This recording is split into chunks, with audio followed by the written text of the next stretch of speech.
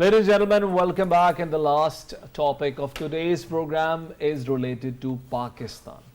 Pakistan's military and government, hands in hands together, have decided to take a severe action, a severe administrative action against all the holders of US dollars and other foreign currencies.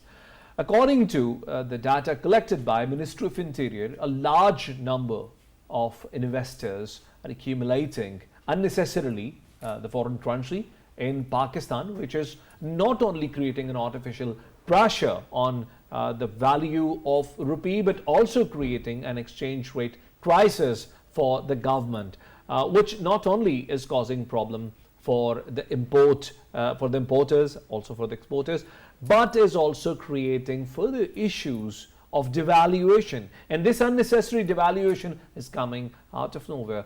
Not only the action that has been initiated by law enforcement agencies led by FIA, which is the front runner in this entire process, has substantially brought the value of US dollar down, but also it is expected that the value will remain low in the upcoming weeks and months. But that said, it all is happening at a time when Pakistan is dealing with a huge crisis in hand, and the crisis is that it owes a lot of money to international organizations, international lenders, and Pakistan has to pay back in billions of dollars to all these lender organizations. Will it affect the situation of USD in Pakistan? To talk about this very pertinent issue, I've invited Sultan Ali Haider, an expert of political economy, who will talk about this subject. Sultan, I welcome you to the show. Thank you, Shabaz. It's a pleasure always. With your background of financial markets, with your background of banking industry in the country, how do you see these developments that are taking place, led by FIA, which is a front runner of this entire process, but certainly is not the only organization doing this clampdown? I think it's very welcome. And it's something that should have happened earlier, could have happened earlier. Perhaps we can comment, and people are commenting, that when there was an elected political government, why wasn't this aggressive step taken? But this is perhaps the positive side, that when you have a government which is not facing any political pressures, so it does the right thing, so it's able to do that. Now, the series of actions that have taken place, we are seeing the impact. Now, Pakistan has a debt of about $130 billion, as per some of the estimates. Now, every rupee change means that when Pakistani rupee devalues by 1 rupee against the dollar, 130 billion rupees gets added to our national debt. That again creates fiscal problems. When fiscal problem gets created, again the perception becomes weaker, then it adds further pressure. So these kind of steps and the results that we're seeing, they're very, very welcome. Sultan, when we talk about the rate of USD, it is very important for us to understand the mechanism that defines the value of currency. So I would want you to shed some light on this drastic reduction in the value of USD, which was being sold at some point at 330 or 35 rupees in the open market. And I checked it slightly before this program. The today's closure rate was somewhere less than 290. Some it was 288, at some points it was 291. So how does this magic work? Okay, so it is, I think it's important to focus on this specific area. And if you can put on, there are a couple of slides. So these specific events have happened in the last 3 months, especially last 1 month, which has led to that. So first of all, it is driven by the IMF agreement, right? So IMF agreement, our currency was under a lot of pressure whether IMF agreement happens or not. IMF agreement did happen, so our currency suddenly improved, and we were close to 300, and then we came back in 270, 275 rupee range.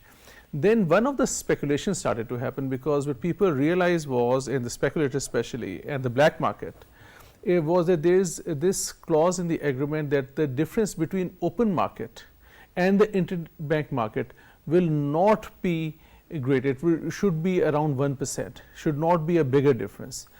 So what was happening was that the government was trying to hold the interbank market, so it was not a realistic thing, right?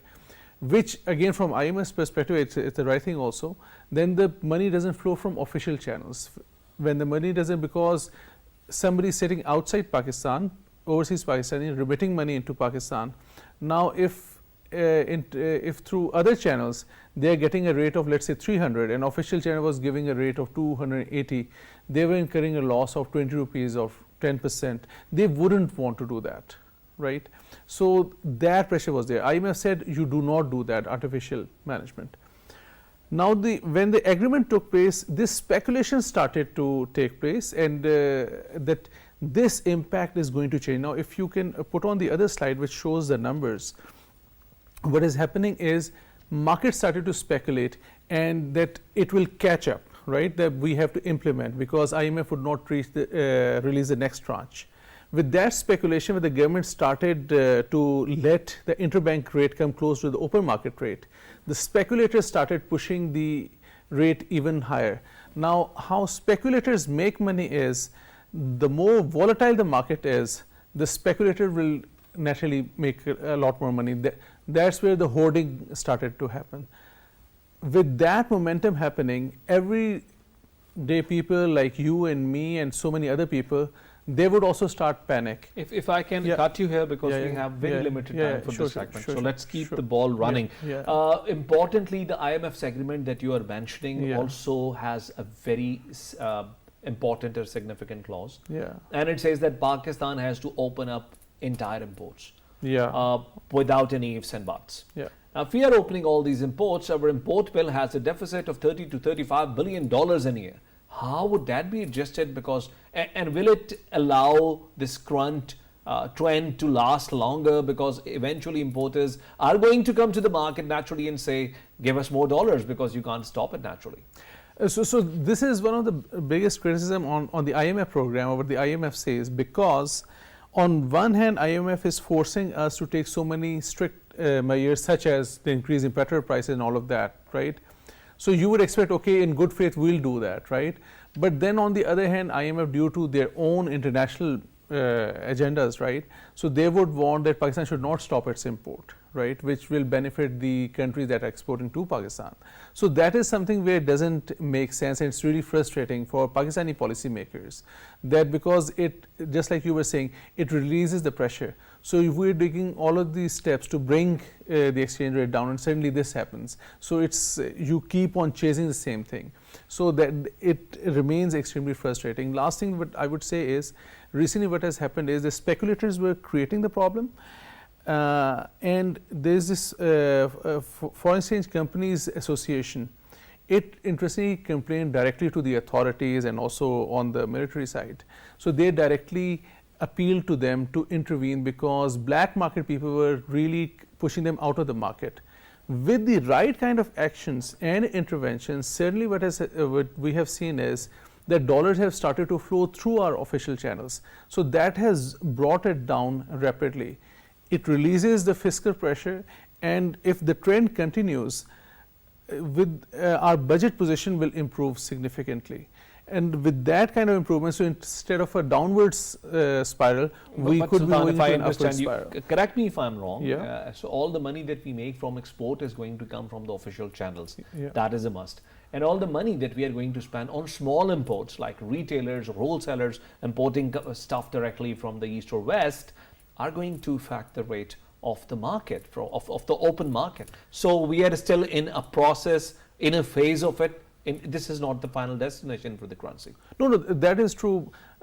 At the same time, the remittances that were coming. So if they start coming in from official channel, what was happening was the hoarders, when they take money outside, they don't send money to Pakistan. They keep on hoarding foreign currency for the Hawala business outside Pakistan, or whatever business comes to Pakistan, the unofficial channel dollars, they would be getting smuggled. So another thing in terms of the operations, Afghanistan's dollar supply is also, physical dollar supply is happening through Pakistan. So series of actions that were taken in the Peshawar market and Quetta market, two markets that do supply dollars illegally. So that clampdown again is impacting, because now the physical dollar demand and supply which is flowing that way, that has stopped.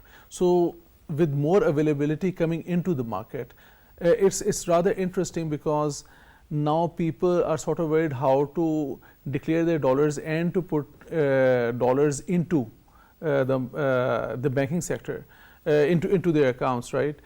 Because if somebody is caught holding substantial amount of foreign currency, that in itself is a crime, and the government is becoming straightforward. So it's becoming a very, very interesting space. Thank you very much, Sultan Ali Haider, for being guest Thank you. in the last part of our program. Ladies and gentlemen, as Sultan Ali Haider said, let me sum it up.